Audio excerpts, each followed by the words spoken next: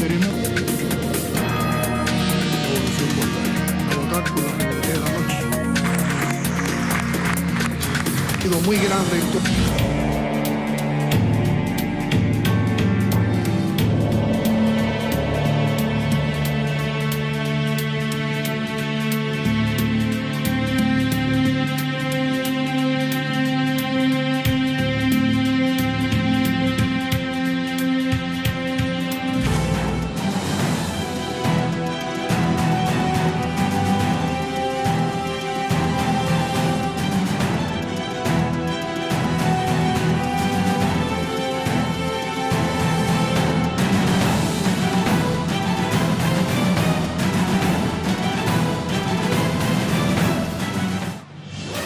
¿Cómo está? Inicia Temas del Día. Vamos de inmediato a revisar nuestra pregunta del día para que participe. En alerta roja, áreas aledañas a Hidroituango, proyecto iniciado durante el gobierno de Álvaro Uribe e impulsado por Juan Manuel Santos. ¿Qué les interesó más al concebir esta mega obra? ¿La seguridad de habitantes y trabajadores o los dividendos que generaría? Participen. Mientras le cuento que el presidente de Cuba, Miguel Díaz-Canel Bermúdez, llegó hoy a Venezuela en cumplimiento de su primera visita oficial al país suramericano en calidad de jefe de Estado. Es también el primer mandatario en visitar a su homólogo Nicolás Maduro tras su victoria en las urnas el pasado 20 de mayo.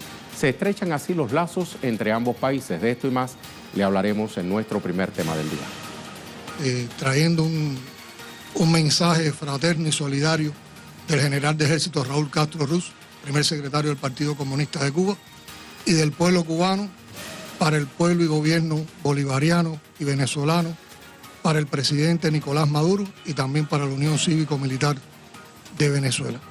Con todo el reconocimiento y la felicitación por el éxito contundente alcanzado como victoria en las elecciones del pasado 20 de mayo. Rolando Segura ha seguido muy de cerca el desarrollo de la visita del presidente Miguel Díaz-Canel a Caracas. Te saludo, Rolando. ¿Cómo avanza la agenda del jefe de Estado cubano? Sí, saludos, Rey. En efecto, el presidente cubano Miguel Díaz-Canel continúa su agenda de trabajo acá en Venezuela. Hace apenas instantes lo recibió en el Palacio de Miraflores el mandatario venezolano Nicolás Maduro, con quien se encuentra ahora en conversaciones oficiales, acompañado de las delegaciones de ambos países que participan en este encuentro. Más temprano, el presidente cubano también intervino en la sesión solemne de la Asamblea Nacional Constituyente y allí elogió la jornada que vivieron los venezolanos en las elecciones en las que resultó reelecto Nicolás Maduro.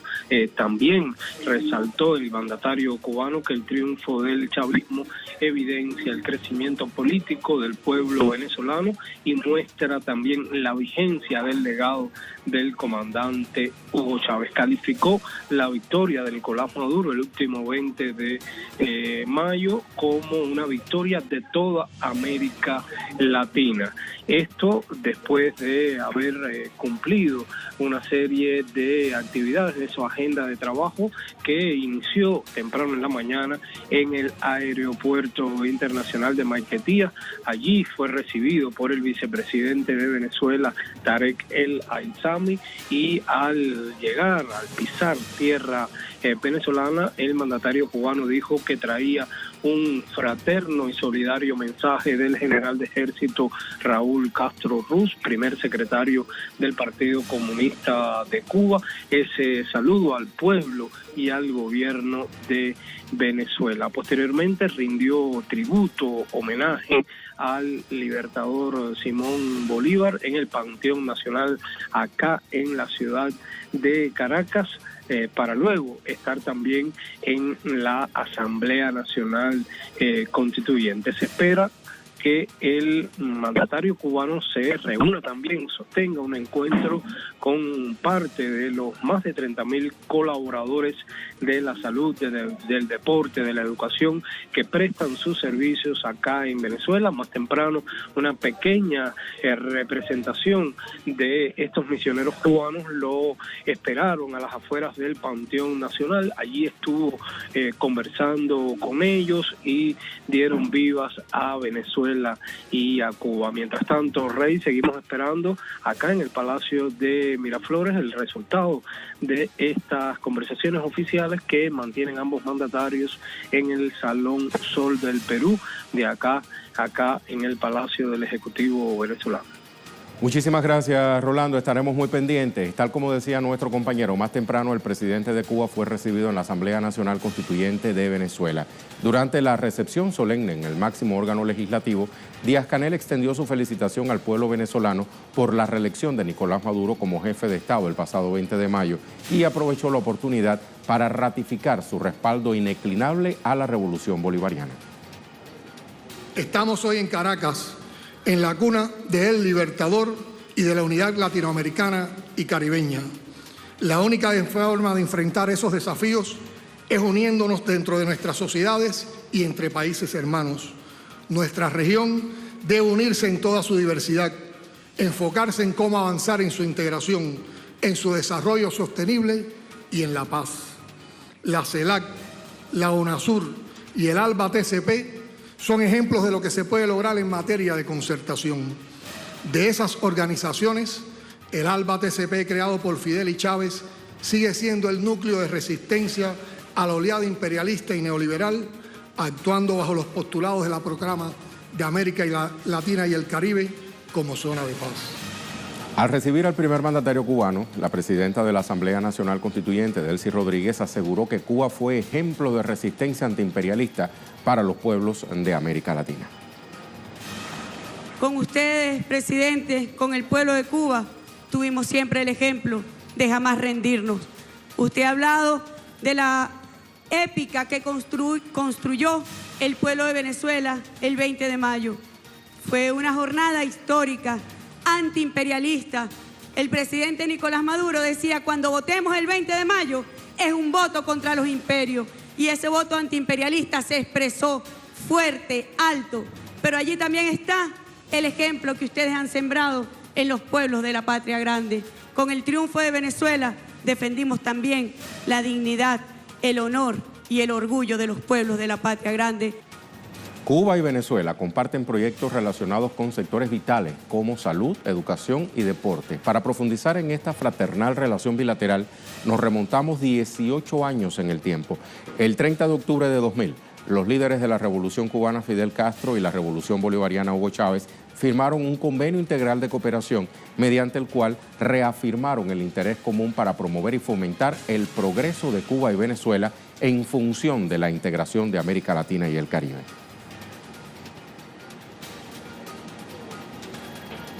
Le hablamos más sobre este convenio integral. La misión Barrio Adentro, destinada a fortalecer el sistema de salud pública, cuenta con 568 centros de diagnóstico integral, o CDI como se les conoce, 585 salas de rehabilitación integral y 35 centros de alta tecnología distribuidos por toda Venezuela. Otro logro significativo también en el área de la salud lo constituye la misión Milagro, gracias a la cual se han operado millones de venezolanos con padecimientos visuales de manera totalmente gratuita. En el sector educativo sobresale la alfabetización también de millones de venezolanos a través de la misión Robinson 1 y 2. Venezuela y Cuba firmaron en 2017 el acta de la 18ª reunión de la Comisión Intergubernamental del Convenio Integral de Cooperación, que avala la ejecución de 27 proyectos dentro del Plan Anual de Cooperación para 2018 aprobado por ambos gobiernos. El convenio comprende 9 programas en las áreas de servicios sanitarios, suministro de medicamentos, soporte eléctrico, formación de talento humano, fomento agroalimentario, promoción deportiva y cultural, entre otros. El mencionado acuerdo del año pasado permitió la incorporación a las misiones sociales a más de 13.000 venezolanos en el sector de la salud.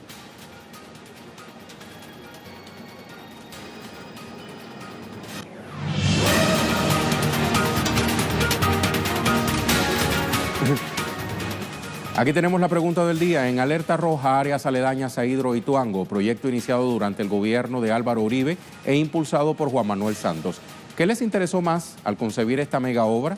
¿La seguridad de habitantes y trabajadores o los dividendos que generaría? Vamos a adelantarle una respuesta que ya hemos recibido. La vemos a continuación. La de José Manuel Barroso dice, proyecto faraónico que puede causar una gran tragedia.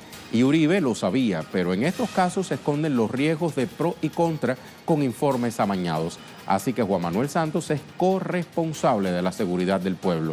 ¿Dividendos a transnacionales será? Se pregunta José Manuel Barroso. Muchas gracias por su participación. Y nuestra imagen del día nos va a regresar a Hawái.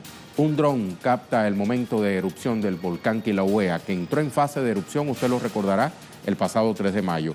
Hasta la fecha ya ha destruido al menos 41 viviendas. Sus emisiones de lava y dióxido de azufre marcan una última fase de un ciclo que ha continuado casi ininterrumpidamente durante 35 años. Eso que usted escucha parece un cohetazo, pero no. Son las emisiones de este poderoso volcán, con cuyas imágenes nos vamos a la pausa.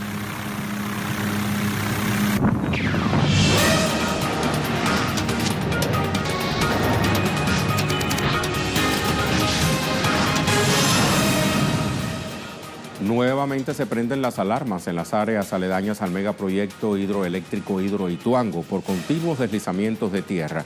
¿Se tomaron las previsiones necesarias? ¿Quiénes han sido afectados? Quédese con nosotros. Lo vamos a ver en nuestro segundo tema del día, Colombia. En la parte alta de la montaña del vertedero, que es al lado derecho de la presa, se presentó un movimiento de masas de la montaña el sábado anterior. Ahí se observa, por evidencia pues de radar, que se le hace un seguimiento minuto a minuto, pues que hay un posible movimiento, no se sabe de qué magnitud. Entonces, frente a esta decisión, ayer pues el Comité de Gestión del Riesgo, además liderado por el ministro de Minas, que está en la zona, también el ministro de Medio Ambiente, la directora del ANLA, la gente de Gestión del Riesgo, se declaró la alerta roja.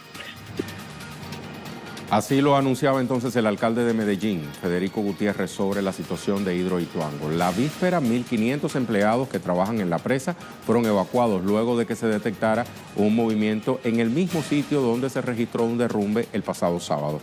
El gerente de la empresa pública de Medellín, Jorge Londoño, explicó que por seguridad se emitió la orden de evacuación para los trabajadores, así como a 2 poblados ubicados aguas abajo de la hidroeléctrica. Esta situación mantiene en alerta roja los municipios de Puerto Valdivia, Tarazá y Cáceres. Se sigue presentando un movimiento de tierra y por protección se ordenó evacuar a todo el personal de la obra. Vamos ahora con José Manuel Jiménez para que nos amplíe esta información. José Manuel, ¿cómo estás? Esto decían las autoridades locales más temprano, pero ¿cuál es la situación en este momento? Rey, televidentes, buenas tardes. Efectivamente, esas fueron declaraciones en horas de la mañana, muy temprano, pero ya hacia mediodía la orden ha cambiado y la ha dado el alcalde de Medellín, el señor Federico Gutiérrez, y ha dado la indicación de que se reanuden los trabajos en la hidroeléctrica. Es decir, a estas horas del día en Colombia ya estarían los 1.500 trabajadores ingresando a esta zona del departamento de Antioquia, al noreste del departamento de Antioquia, en el municipio de Ituango. Pero aún así, el drama humanitario continúa para los pobladores de esta región, como lo enunciabas anteriormente. Fueron evacuadas nuevamente las personas de los municipios de Cáceres, Tarazá y Valdivia, pero también de los corregimientos de Puerto Valdivia y Puerto Antioquia. Estamos hablando de más o menos 10.000 personas que han sido evacuadas y que su vida se ha transformado desde hace 30 días. Recordemos que ya fue el 28 de abril cuando inició esta gran emergencia en la hidroeléctrica de Ituango. Se espera que, y los expertos dicen que todavía la situación no se ha superado, que la emergencia no se ha superado y que se deben de tomar las medidas máximas de seguridad para adelantar los diferentes trabajos, pues continúa el asedio de la montaña deslizamientos y de movimientos de la estructura alrededor de la hidroeléctrica Hidroituango, Rey. Muchas gracias, José Manuel, por esta actualización. Hasta muy pronto. José Manuel Jiménez, directamente desde nuestra corresponsalía en Bogotá. Y a raíz de los problemas que ha presentado este proyecto, le preguntamos, ¿es posible que se quiebre la represa? Vamos a explorarlo. Jorge Londoño, gerente del proyecto, ya ha admitido repetidas veces que existe la posibilidad de que la represa efectivamente se rompa. De igual manera, el alcalde de Medellín no solo confirmó esto, sino que además agregó que la ola que generaría sería del tipo tsunami, lo que terminaría barriendo completamente con muchos pueblos, no solo del departamento de Antioquia, en el cauce del río Cauca, sino que podría además afectar a pueblos de los departamentos circundantes de Sucre y Bolívar, donde el río sigue su curso. Y esto sería, bueno, pues una tragedia descomunal.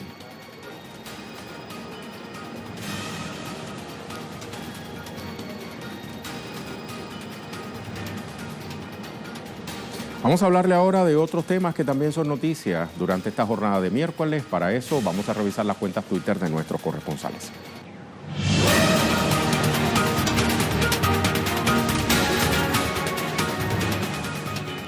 Comenzamos en Paraguay con Osvaldo Sayas. La oposición afirma que Horacio Cartes volverá a intentar que se acepte su renuncia para poder jurar como senador activo, cargo que sería inconstitucional según los expertos. Avanzamos. Perú, Jaime Herrera, en la región Puno todo está cerrado, comercios, escuelas, bancos, carreteras. Según el Frente de Defensa, el paro contra el alza del precio de combustible es total. Vamos a ver qué nos dice a continuación Paola Fernández. Denuncian que formularios, a ver si me dan la oportunidad para leer un poquito arriba. Formularios C14 fueron alterados para favorecer al candidato Iván Duque. Organizaciones y candidatos habían advertido sobre posible fraude y ahora exigen garantías para la segunda vuelta de elecciones presidenciales. Esta es Colombia en clave electoral. Escuchamos a Paola.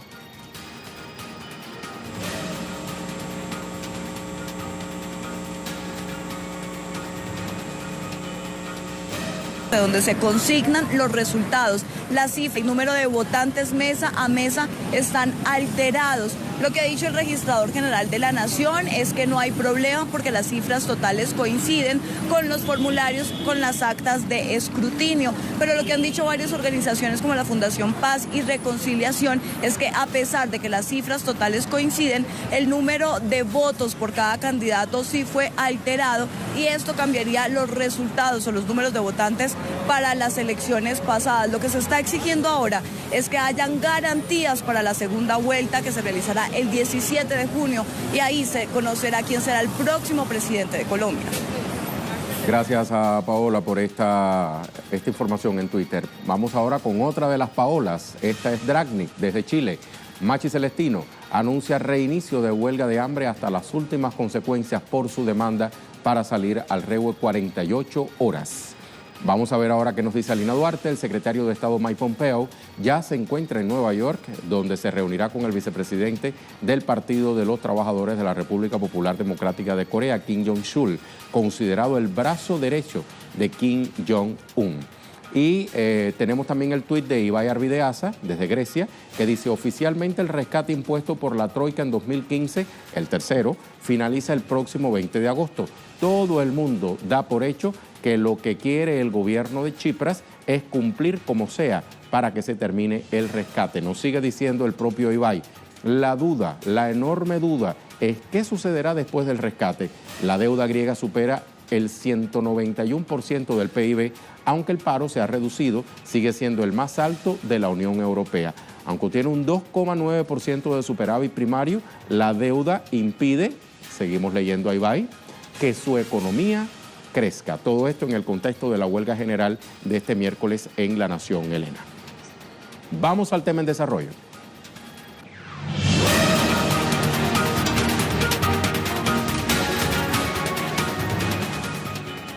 El Senado argentino debate hoy el proyecto de ley que busca poner un freno al tarifazo del gobierno de Mauricio Macri. La iniciativa, que ya fue aprobada en la Cámara de Diputados, tiene el respaldo de los sectores de la oposición. Sin embargo, todo apunta a que el presidente vetaría la ley que busca retrotraer el costo de las tarifas de los servicios públicos a noviembre del año pasado.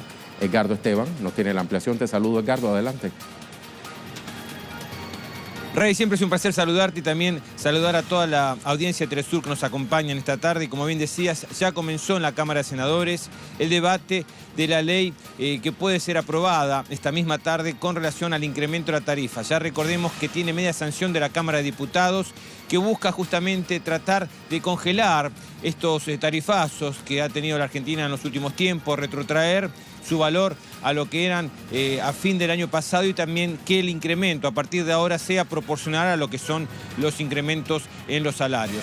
Pero ya se sabe que el presidente Mauricio Macri, como lo anunció, que si se aprueba esta ley va a vetarla, pagando un costo político que es lo que busca de acuerdo que ha tenido tanto en diputados como en senadores para que el gobierno de Mauricio Macri, en el medio de esta crisis, en donde tuvo que recurrir al Fondo Monetario Internacional, también pague el costo político de esta situación compleja, difícil, no solamente para los sectores que menos tienen, para los jubilados, para los trabajadores, sino también para esto que está marcando la marcha federal que va a llegar el próximo día viernes a la capital de Argentina, en donde los movimientos sociales y también las centrales obreras, más allá de leyes que ayuden a dar alimentos en los comedores que se han abierto en los últimos tiempos en los sectores más vulnerables, una ley de emergencia para las pequeñas y medianas empresas y también para los pequeños productores agropecuarios, y soluciones concretas en lo que significa las tarifas, porque realmente la gran crisis que están padeciendo estos sectores es por el incremento de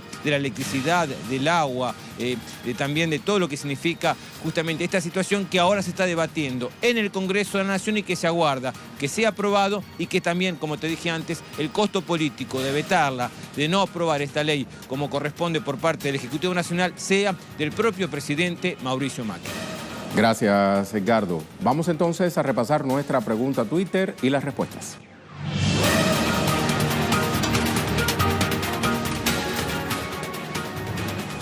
Esto le preguntábamos al principio. En alerta roja, áreas aledañas a Hidroituango, proyecto iniciado durante el gobierno de Álvaro Uribe e impulsado por Juan Manuel Santos. ¿Qué les interesó más al concebir esta mega obra? ¿La seguridad de habitantes y trabajadores o los dividendos que generaría? Vamos a ver qué nuevas respuestas tenemos. Por ejemplo, esta de Guillermo, que dice: los gobiernos de derecha piensan en los más ricos. A este expresidente le interesa lucrar.